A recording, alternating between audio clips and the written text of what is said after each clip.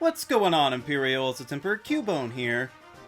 As we all know, the first ever round of Pokémon downloadable content has recently been released, and the content within is relatively expansive, easily adding another handful of hours to the total time you'll be playing the game. And there will be even more on the way later this year.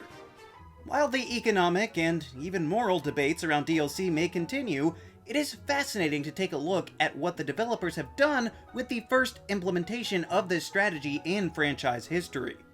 However, one can't help but wonder, what if they had done this before? Specifically, what came to my mind was the other major Pokémon games to come to the Switch, Let's Go Pikachu and Let's Go Eevee. What if in the first year after a standard Pokémon experience launched on a home console, instead of cranking out a new generation, they spent that year fleshing out the lively remakes we had already been given? I know many people would have loved that, allowing them more time to work on Gen 8, and maybe including the current DLC into the base game. But what could Let's Go DLC possibly look like? Well, to start off, I think the most obvious portion to add would be quite similar to what the Galar region has given us, and bring in a DLC version of the Sevi Islands. Now, on a personal note, I don't much care for this chain of islands below Kanto myself, but I can't deny that a common observance about the game was the wish for the Sevi Islands inclusion. There were things to do in this archipelago, different trainers to fight, new challenges, and even new Pokémon that you couldn't find anywhere else in the region. That would be a huge boon for the Let's Go DLC if they did manage to add more to the decks like Sword and Shield have done, since the limitations of only the original generation was another major gripe on these remakes. Not to mention, that was a major function of the Sevi Islands in the first place in Fire Red and Leaf Green, being the only way to get some Johto Pokémon in Gen 3 to have a completed Pokédex. Or, at the very least, if nothing else, I would hope that they could allow the inclusion of Gen 1 relatives with the likes of Blissey and Happiny to collect as well. But aside from just adding Pokémon, the DLC has to give players new experiences as well, and the Sevi Islands have the chance to do just that. First of all, the second island apparently has a game corner. And the good news is it's not even gambling, so it can stick around. It seems more akin to the mini-games in Pokémon Ami, with jump rope and berry eating. And these could even be played with friends back in the day, so imagine the improvements Wi-Fi connectivity could bring. But that's just one small part. There's also the continued shenanigans of Team Rocket. In the Gen 3 Kanto games, Team Rocket was all over the Sevi Islands, still getting into all sorts of crime, leaving the player to mop up the rest of the organization even after Giovanni quit. They have warehouses full of stolen merchandise for you to bust up, and in Gen 3, you could also join with Lorelei to take them on, letting us further develop the relationship with the player that was already established earlier in the story of Let's Go. Maybe it's even Archer again that pops up as the leader here, confirming the theory that it was him working on the radio plot in Gen 3 after all. Not that we didn't probably have enough of Team Rocket already, but more story is always appreciated. And I would love it if they included more sections where you take direct control of your partner Pokémon. That was new and fresh for a game in this franchise, but it only happened once. So sending Pikachu or Eevee crawling around one of those warehouses, or even out in the field through a crevice in a cave, would remind us that we can't do it without our beloved partner.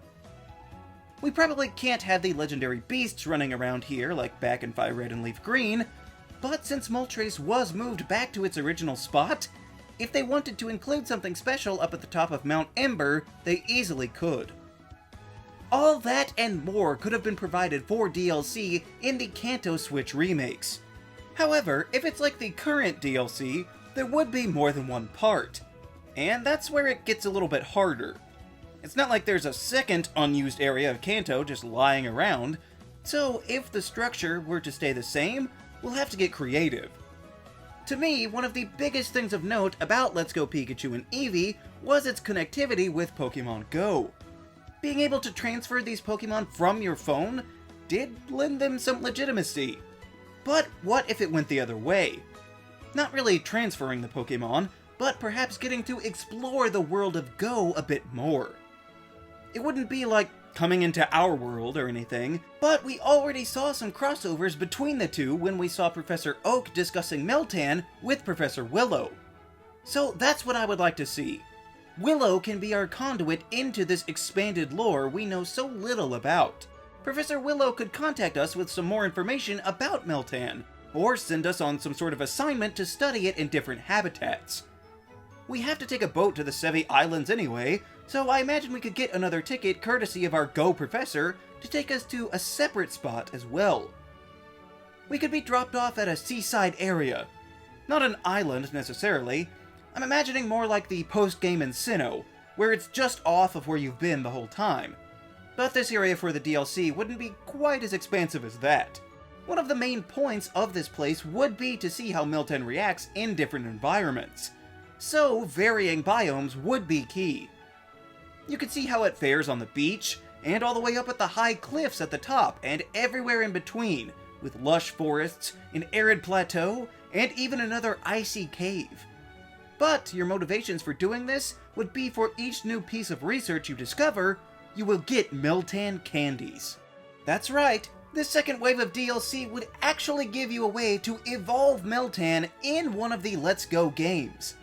As of right now, you can't evolve one that's taken off of your phone, so giving us the opportunity in a DLC pack would alone be worth the price for some people, especially since this method would actually allow you to do something interesting to get the required candies. I mean, they already used candies in the Let's Go mechanics anyway. All you would have to do is add in one spot that lets you consolidate them. Maybe Willow has a lab shelter like the Zygarde ones in Alola and can form your Melmetal for you remotely. Just as a side note, I don't know why Willow always seems like he has to be exclusively communicating through external means. Maybe it's his distance from the main franchise, or that's just how he was portrayed with Oak. But I think the running joke of him telecommuting to the player's side would be quite funny. In addition to various trainer battles that could be done in this undefined location, I would also imagine they would bring back wild battles. Because, if there's one thing we know now, it's that Game Freak loves to repackage their removed features behind a paywall and expect us to be grateful for the opportunity to get back our conveniences at an upcharge. Too much? You tell me. But regardless, if they had brought back wild battles to Let's Go, even confined to a relatively small section of DLC, it would have made many fans ecstatic, and ejected something that many people felt was a crucial missing piece. And since this section would be focused around Pokémon Go, they could include roles for the team leaders as well. Blanche, Candela, and Spark could be there to help you and tell you the best way to go about your Meltan research, providing conflicting advice on which path would be the most efficient, the most daring, or the most fun. And if they were feeling really ambitious, maybe Teams Valor, Mystic, and Instinct could even have a small story arc as well. Or at the very least, it could sync with your phone and show a few members of whichever team you've chosen. That's probably going a little overboard, but if we're wanting to integrate more of the lore aspects from Go, I think that's a good way to start. Those are honestly just the basics of what DLC could have been like for Pokemon Go, taking pretty heavy cues from the current updates in Gen 8, since it's likely their first steps would have been the same if they had been done a few years prior. If we really wanted to make things the same, we could flood the second half with legendaries like the Crown Tundra will do. But I imagine they would have been keen on keeping a strict dex limit, like from the main game, so I think we can stick with the focus on Meltan. Maybe some sort of extra story for a forgotten Alola mythical, like Marshadow, and they were able to weave that into a movie with a retelling of Ash's origin story, so I guess that would be fine. Those things could actually work, but there is one other thing they could attempt if they truly wanted to blow everyone's mind. It's a pipe dream, but imagine if there were DLC for the player to go to Johto.